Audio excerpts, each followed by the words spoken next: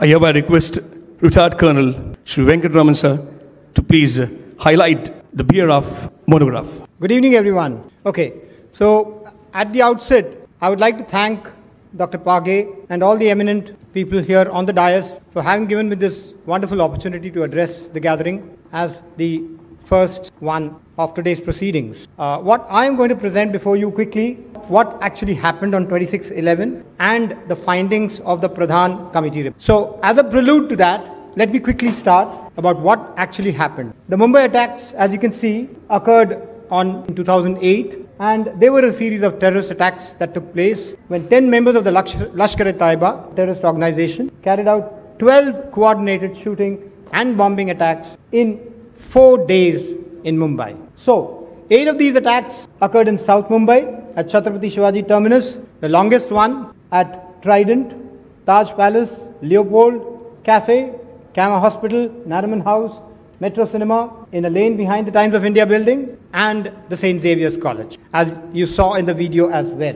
And by the early morning of 28 November, all the sites except for Taj Hotel had been secured by the Mumbai police and the security forces. On 29 November, India's security guards, NSG, conducted Operation Black Tornado to flush out the remaining terrorists. And it came to an end. So 30th of December, the Maharashtra government appointed a 2-member high-level inquiry committee, one of whom is sitting here, the ex-Home Secretary and Shri Balchandran IAS, who were part of that panel. They probed the security forces' response to the 26 Mumbai terror attacks. And the committee comprised of former Home Secretary, IPS officer, Balachandran. So the committee was tasked to determine what lapses there may have been on the part of the security forces so that future attacks could be prevented, and the committee submitted its report to the Maharashtra Chief Minister in April 2009. Now, what did it really find? The committee found instances of lack of intelligent appreciation of threats, handling of intelligence, maintaining high degree in instruments specially set up to deal with the attacks,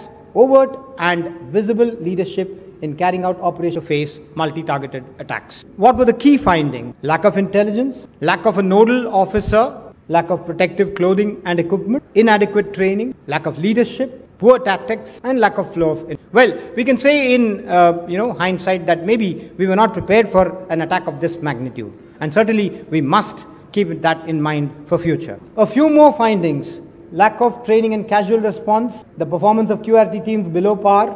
The QRT stands for Quick Response Team. Lack of centralized command center. Collaboration between civil and police authorities was found wanting. Joint action with Coast Guards also was not very evident. And then shortage of ammunition and some action areas. Continual awareness and sensitizing public on the threat perception to the city and soft targets in particular.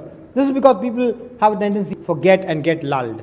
We unfortunately forget bad things very quickly and we move on. Especially the city of Mumbai has a tendency to move on because life must go on.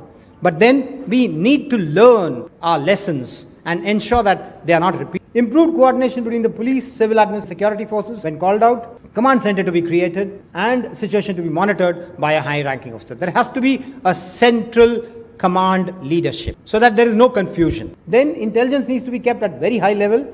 At all times, agencies need to be alert 24/7 so as to thwart ingress of any environs. The very fact that they came in a dinghy from South Mumbai and nobody even knew that they were coming from Machimar Nagar shows that we were simply not aware enough for this threat, or we did not take enough precaution. Then flow of information to be continuous and clear for smooth conduct of operations, continuous training of police and security forces, special QRT teams to be kept earmarked.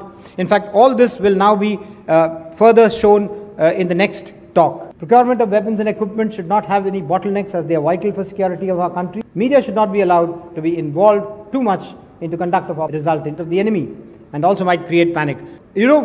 Those were the days of live television, Sansani-Khez khabar, and we could see for 3 days everything happening in front of us.